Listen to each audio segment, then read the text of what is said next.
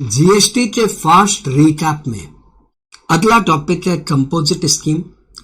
Composite scheme topic बहुत ही vital माना जाता है। सेक्शन 10 बहुत ही इंपॉर्टेंट है, एग्जाम में क्वेश्चंस भी बहुत आते हैं और हम इसे शॉर्टेस्ट टाइम में एग्जॉस्टिव वे में पढ़ने की कोशिश करेंगे। कंपोजिट स्कीम की पहली कंडीशन है कि इसे वही अडॉप्ट कर सकते हैं जिनका turnover, aggregate turnover of the last year 150 lakh के अंदर हो। कुछ स्टेट में 150 लाख की जगह 75 लाख की रिक्वायरमेंट है। हमने उसे नाम दिया तसुन MMM। आप इसे बोल सकते हो सुनता MMM, सुनता MMM। इन 8 स्टेट्स में लिमिट है 75 लाख, बाद बाकी स्टेट्स में लिमिट है 150 lakh. S for Sikkim, U for Uttarakhand, N for Nagaland, T for Tripura, A for Arunachal Pradesh, M for Mizoram, M for Manipur, M for Meghalaya। इन 8 स्टेट में limit है 75 लाख और रेस्ट ऑफ द स्टेट्स में limit है 150 lakh. To be noted, Assam, Jammu Kashmir, Himachal Pradesh, इन सभी states में limit है 150 lakh. Composite scheme supplier of goods achieve कर सकते हैं। यदि आप सप्लायर ऑफ सर्विस है तो आपके लिए सेक्शन 10 की कंपोजिट स्कीम नहीं है। फिर आपके लिए नोटिफिकेशन 2019 की कंपोजिट स्कीम अलग से है, जिसको अपने थोड़ी देर बाद में डिस्कस करेंगे। तो यदि आप सप्लायर ऑफ गुड्स हो तो आपकी सप्लाई ऑफ सर्विस नेग्लिजिबल होनी चाहिए। वो supply of service can not exceed 10% of the turnover और ₹5 lakh whichever is higher. इससे बेसी आपकी सप्लाई ऑफ सर्विस होती है तो you will be out of composite scheme. To be noted, composite scheme में सिर्फ एक सप्लायर ऑफ सर्विस आ सकता है और वो है रेस्टोरेंट और आउटडोर केटरर वाले। रेस्टोरेंट एंड आउटडोर केटरर वालों के लिए composite scheme under section 10 available है। एग्रीगेट टर्नओवर की डेफिनेशन क्या है? तो ये वही डेफिनेशन है जो सेक्शन 26 में आपने पढ़ी थी, मे बी रजिस्ट्रेशन चैप्टर के लिए, मे बी किसी और चैप्टर के लिए। एग्रीगेट टर्नओवर में जितना भी पैन इंडिया टर्नओवर है वो हम लोग काउंट करेंगे। इसमें रिवर्स चार्ज में लिया गया इनपुट सर्विस या इनवर्ड सप्लाई कंसिडर नहीं होगा। इसमें एग्जेम्प्टेड सप्लाई कंसिडर होगा। इसमें एक्सपोर्ट ऑफ गुड्स भी कंसिडर होगा। इसमें interstate supply having the same permanent count number, मतलब डिस्टिंक्ट पर्सन्स में जो स्टॉक ट्रांसफर हो रहा है वो भी इसकी काउंटिंग में आएगा और ऑब्वियसली ऑल इंडिया बेसिस आएगा। तो 26 को आप याद रखने के लिए ऐसे याद रख सकते हो कि 26 में 6 है तो एग्रीगेट टर्नओवर में भी 6 बातें हैं। कौन कौन सी 6 बातें? पहली बात, ये ऑल टैक्सेबल सप्लाई इसमें आता है। इसमें इनवर्ड सप्लाई नहीं आती। इसमें एग्जेम्प्टेड सप्लाई भी आता है। इसमें एक्सपोर्ट भी आता है। इसमें डिस्टिंक्ट पर्सन्स के बीच में जो स्टॉक ट्रांसफर होता है जिसे अपनी सप्लाई मानते हैं वो भी आता है और ये ऑल इंडिया बेसिस पे लिया जाता है। ये 6 बातें। इंटरेस्ट एंड डिस्काउंट ये टर्नओवर में काउंटिंग नहीं किया जाता कि कोई इंटरेस्ट ऑन डिपॉजिट या interest on loans and advances है तो वो एग्रीगेट टर्नओवर की काउंटिंग में नहीं आता। बस यही इकलौता है जो नहीं आता, बाकी सारी एग्जेम्प्टेड सप्लाईज तो आती है। कंपोजिट स्कीम में वही रह सकते हैं जिनका टर्नओवर 150 लाख या 75 लाख की जो लिमिट है उसके अंदर है। सपोज लास्ट ईयर का आपका टर्नओवर 150 लाख था तो आपने कंपोजिट स्कीम ऑप्ट कर ली।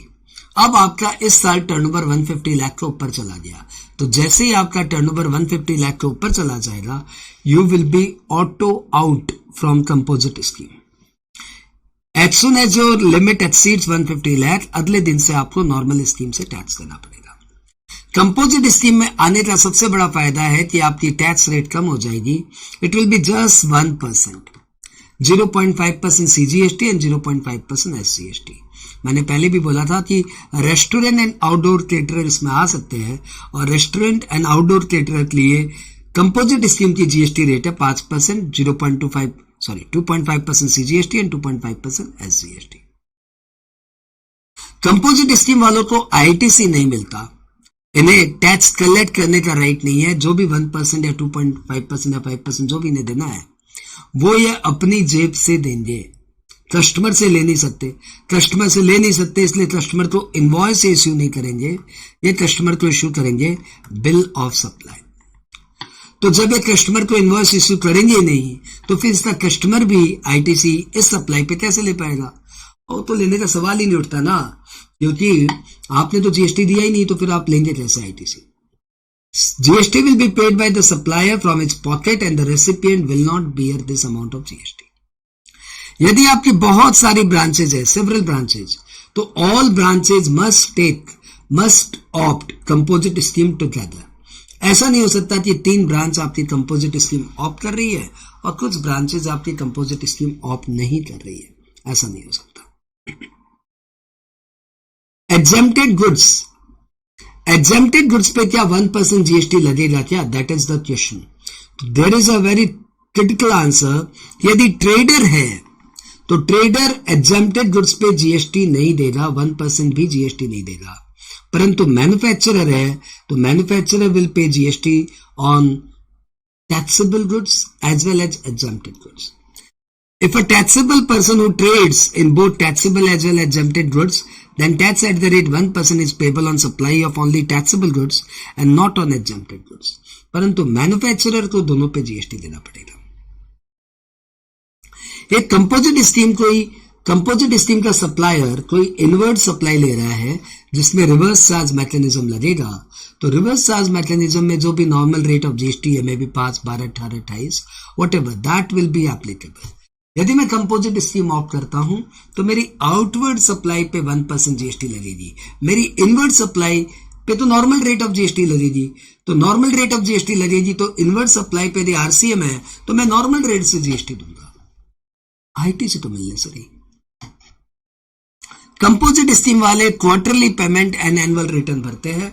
साल में उनका एक ही रिटर्न जाता है और रिटर्न की डेट होती है 30 अप्रैल ऑफ नेक्स्ट फाइनेंशियल ईयर, और क्वार्टरली पेमेंट करते हैं 18th from end of the quarter. इनका रिटर्न का फॉर्म है जीएसटीएफओ।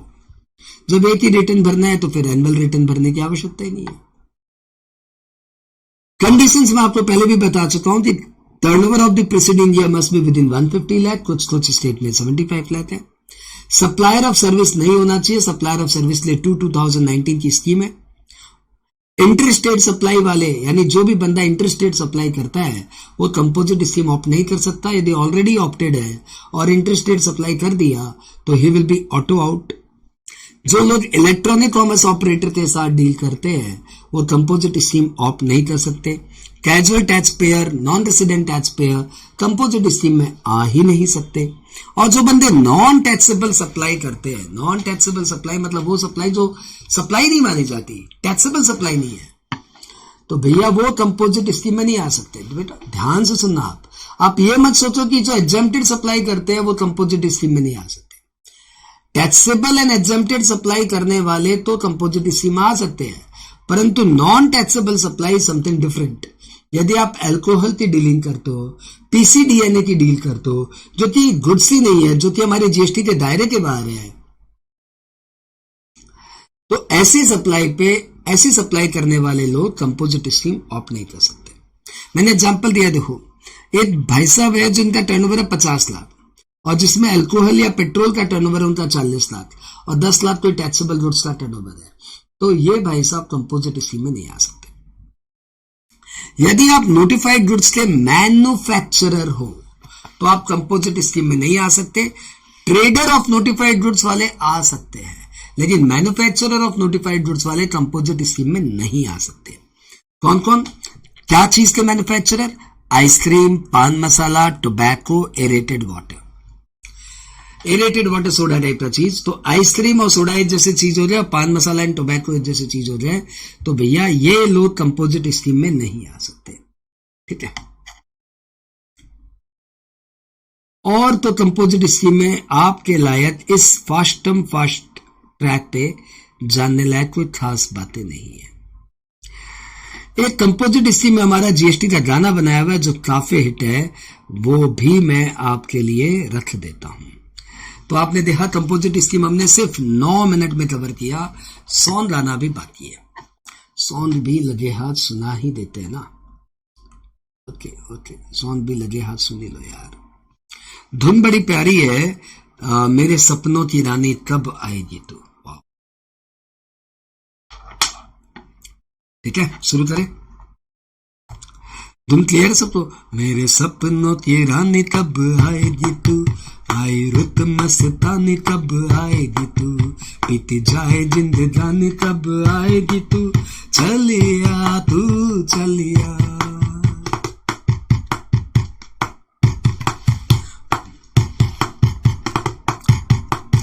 $150 लाख तक टर्नओवर हो, इंटरस्टेट का डर न हो, सप्लायर एक्सपोर्टर न हो, आजा सेक्शन 10 में।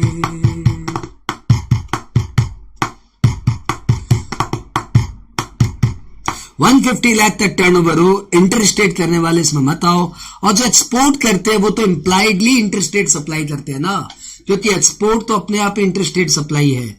वो जो एक्सपोर्ट नहीं करते, इंटरस्टेट की सप्लाई नहीं करते, वो आ जाओ सेक्शन 10 में। नोटिफाइड गुड्स का कोई काम ना हो, सर्विस का ज्यादा कोई काम ना हो, इको संग कोई पहचान ना हो, आजा सेक्शन 10 में। तो नोटिफाइड गुड्स यानी वो पान मसाला, एरेटेड वाटर और आइसक्रीम और टोबैको, या आप मैन्युफैक्चरर नहीं होने चाहिए। सर्विस का ज्यादा कोई काम ना हो, मतलब सर्विस आपकी 10% of turnover of 5 lakh whichever is higher तक रह सकती है। इको संग कोई पहचान ना हो, मतलब आपने किसी इको के साथ सप्लाई कर दी तो आप इस स्कीम में नहीं आ सकते। आगे आते 1% ट्रेडर, 1% मैन्युफैक्चर, 5% रेस्तरां, पॉकेट से देना। 1% ट्रेडर, 1% मैन्युफैक्चर, 5% रेस्तरां, पॉकेट से देना, और आईटीसी का कोई चक्कर ना हो। 150 लाख तक टर्नओवर हो, इंटरस्टेट का डर ना हो, सप्लायर एक्सपोर्टर ना हो, आजा सेक्शन 10 में। 1% ट्रेडर मतलब 0.5 सीजीएसटी, 1% मैन्युफैक्चरर। दोबारा याद दिला दूं, ट्रेडर और मैन्युफैक्चरर दोनों पे 1% है, लेकिन ट्रेडर सिर्फ टैक्सेबल सप्लाई पे 1% देता है, और मैन्युफैक्चरर टैक्सेबल एंड एग्जेम्प्टेड दोनों सप्लाई पे 1% देता है। 5% रेस्टोरेंट मतलब 2.5% सीजीएसटी एंड 2.5% एसजीएसटी। पॉकेट से देना मतलब you can not recover from customer, you will have to pay out of your own pocket. ITC का कोई चक्कर ना हो, मतलब आईटीसी नहीं मिलेगी भाई, समझे। जितने भी ब्रांच हो एक साथ आना, बिल में नहीं तुम जीएसटी लगाना। जितने भी ब्रांच हो एक साथ आना, बिल में नहीं तुम जीएसटी लगाना। इंटरेस्ट ऑन डिपॉजिट जो हो सो हो, 150 लाख तक टर्नओवर हो, इंटरस्टेट का डर न हो, सप्लायर एक्सपोर्टर न हो, आजा सेक्शन 10 में। जितनी भी ब्रांच हो एक साथ आना, that means if you have in several branches, तो all branches must opt composite scheme together. एक साथ बिल में नहीं तुम जीएसटी लगाना। वापस रिमाइंड कर दूं, पॉकेट से देना पहले भी बोल चुका था, लेकिन फिर बोल दिया बिल पे जीएसटी मत लगाना, यानी इनवॉइस इश्यू नहीं कर सकते, बिल ऑफ सप्लाई इश्यू करना पड़ेगा। और इंटरेस्ट ऑन डिपॉजिट आपके एग्रीगेट टर्नओवर में काउंट ही नहीं होता ना, तो इंटरेस्ट ऑन डिपॉजिट जो हो सो हो।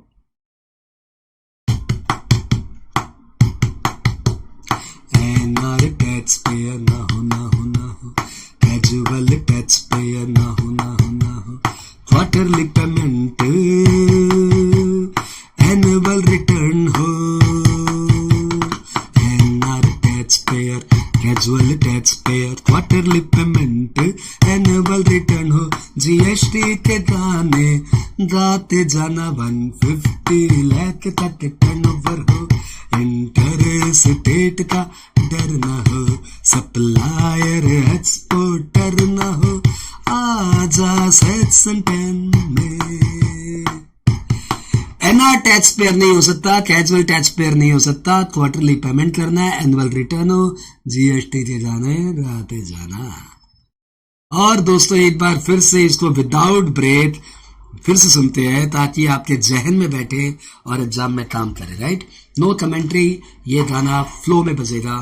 1 1 2 3 150 लाख तक टर्नओवर हो, इंटरस्टेट का डर न हो, सप्लायर एक्सपोर्टर न हो, आजा सेक्शन 10 में। नोटिफाइड गुड्स का कोई काम ना हो, सर्विस का ज्यादा कोई काम ना हो, इको संग कोई पहचान ना हो, आजा सेक्शन 10 में।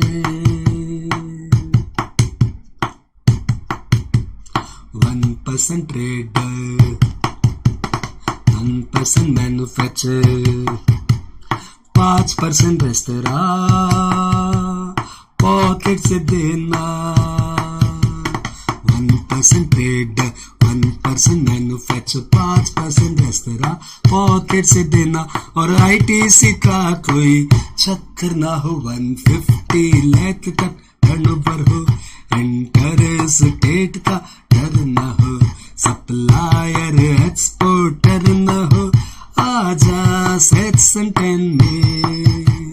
जितने भी ब्रांच हो एक साथ आना, दिल में नहीं तुम जीएसटी लगाना।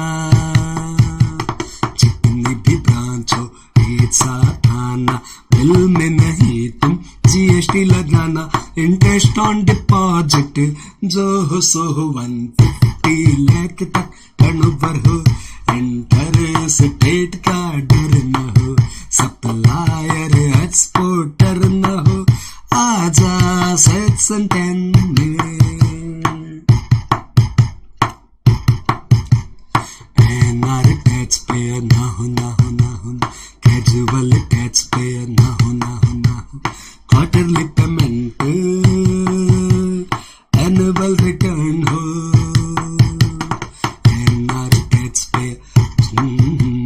क्वार्टरली पेमेंट, एनुअल रिटर्न हो, जीएसटी के गाने गाते जाना 150 लाख तक।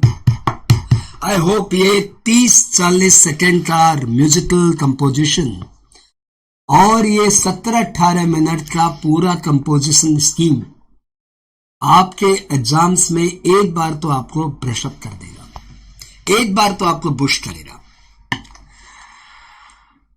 Thank you.